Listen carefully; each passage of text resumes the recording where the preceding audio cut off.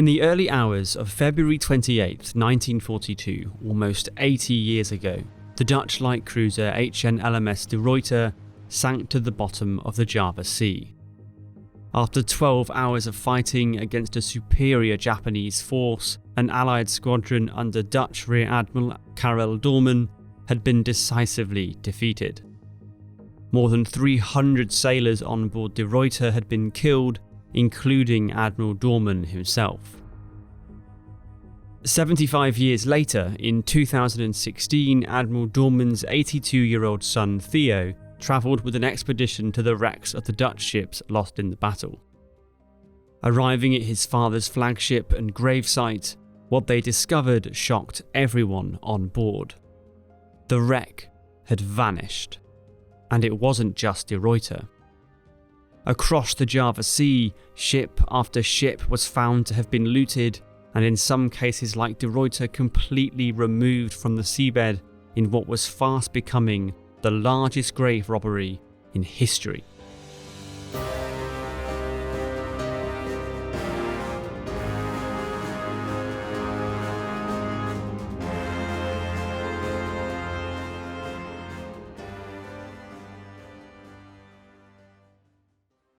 The illegal salvaging of the Java Sea wrecks hit global headlines in November 2016, when the absence of De Ruyter from the seabed was first reported.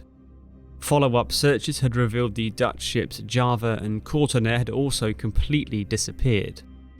On November 11th, the Guardian newspaper reported the same had happened to the British ships Exeter and Encounter. In this image from the sonar of the survey ship, you can just see a groove in the seabed remaining where Exeter's wreck had lain for decades. It didn't stop there either. 60% of the Australian cruiser HMAS Perth was found to have disappeared by 2017, and in February of that year it was reported that 3 Japanese transports sunk off the coast of Borneo were between 98 and 99% salvaged. There was quite a lot of international outrage about this when it became public, particularly in the Netherlands, where the salvaging was front page news. Remember, it's not just metal that has been dredged up, it's also the remains of hundreds of sailors who lost their lives on board. In some respects, this wasn't a new phenomenon. Shipwrecks in the Java Sea region had been suffering damage from illegal salvaging for years as a result of the shallow water in which they lay. In 2014, the American cruiser USS Houston's wreck was found to be missing parts of its hull, and the following year a Malaysian patrol boat interrupted a group of Vietnamese sailors engaged in trying to loot the wrecks of HMS Prince of Wales and Repulse. In fact, as far back as 2002, the Royal Navy was concerned enough about salvaging to dispatch a team of divers to recover the ship's bell from Prince of Wales to prevent it being stolen. What was new in 2016, though, was the sudden realization of just how widespread and successful the illegal salvaging had been, and just how ultimately powerless the nations to which these ships had belonged had been to prevent it. While the world hadn't been looking, the salvagers had become bolder and more organised. You might now be asking what on earth these salvagers wanted with these ships in the first place. Why would groups go to the trouble of procuring sophisticated salvage equipment and starting painstaking work for the sake of exhuming 70-year-old war graves? The answer, as you might be able to guess, is that it was profitable. The shipwrecks were a huge supply of scrap metal, both steel and other more valuable metals such as aluminium and brass. The steel on the ships is what's known as pre-atomic steel. Steel forged since the detonation of the first atomic bombs is contaminated with trace amounts of radioactive particles which the Java Sea wrecks, being built earlier and then spending decades under the ocean, managed to escape. This makes steel from the wrecks especially useful for sensitive equipment such as aeronautical instruments and Geiger counters. The propellers on the British ships were made of phosphor bronze, a metal which in 2016 would sell for $2,700 per tonne, and in the years since has seen its price rise to more than $6,000 per tonne. When the propeller of a large ship might weigh up to 20 tonnes, you can see how it can become highly lucrative to salvage parts.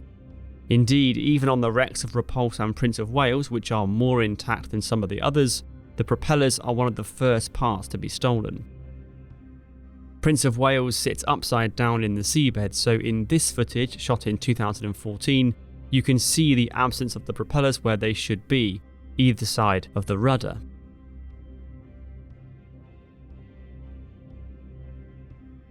So having identified where the wrecks were and the bits they wanted to loot, the question is how the salvagers managed to execute it so completely as to totally erase some ships from the seabed. Initially, it seems that many would pose as fishermen, like those over Prince of Wales that the Malaysian Navy disrupted in 2015. They would use long oxygen hoses to enable divers to remain underwater for some time, cutting away valuable parts or setting explosives to break the ship up, allowing access to interiors and making it easier to bring to the surface. Now, if this sounds like a complex operation that would have required lots of resources and time, you are right. The kind of equipment you need to lift thousands of tons of steel off the seabed and ferry it back to land is a major engineering challenge. Large sea cranes would have had to have been present over the sites for a long time, and many trips made back and forth to where the scrap was going to be cut up. It's probably not the work of a few enterprising fishermen, but of an organisation with money to spend and the ability to get away with illegal salvage. There were many in Indonesia who thought along the same lines as the extent of the salvaging began to become clear in 2016. A police investigation into human remains allegedly found at Brondong port near Surabaya was launched, and others began to dig around as well. One of those, the freelance journalist Akwam Fiasmi Hanifan, contributed extensively to a documentary on this subject produced by the Singaporean public broadcaster MediaCorp in May 2021. The full documentary is up on YouTube, and I highly recommend you check it out at the link in the description. A big takeaway from the documentary is the apparent stonewalling of Hanifan's journalistic attempts to get to the bottom of what happened. Remains exhumed from a cemetery in Brondong were claimed by the police to be animal, not human, and a later investigation into a salvage company was dropped due to a supposed lack of evidence of law-breaking. Despite shipwrecks being protected sites under Indonesian law since 2010, the impression you get is that powerful institutions weren't that interested in dealing with the illegal salvage. In some ways, this is understandable. After all, as Dr. Natalie Pearson points out in 2017, these are the ships of colonial powers, sunk there on missions to defend the imperial position of the Dutch or to threaten it, and remaining the property of the nations under whose flag they sailed.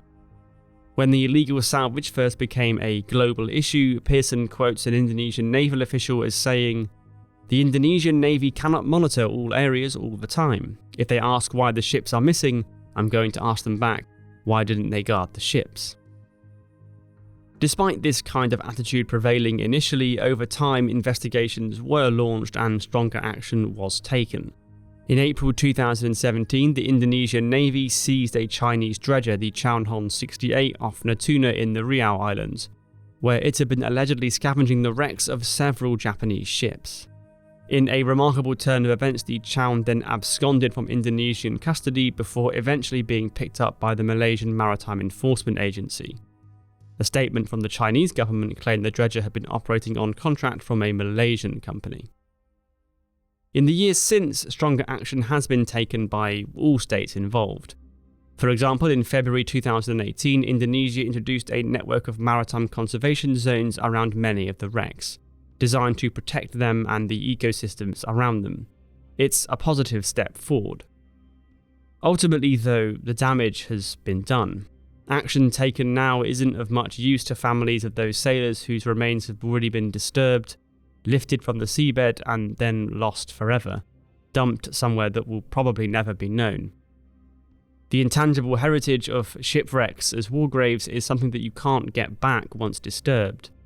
Thousands, even tens of thousands of people alive today will have a relative who served on one of these ships and who never came home.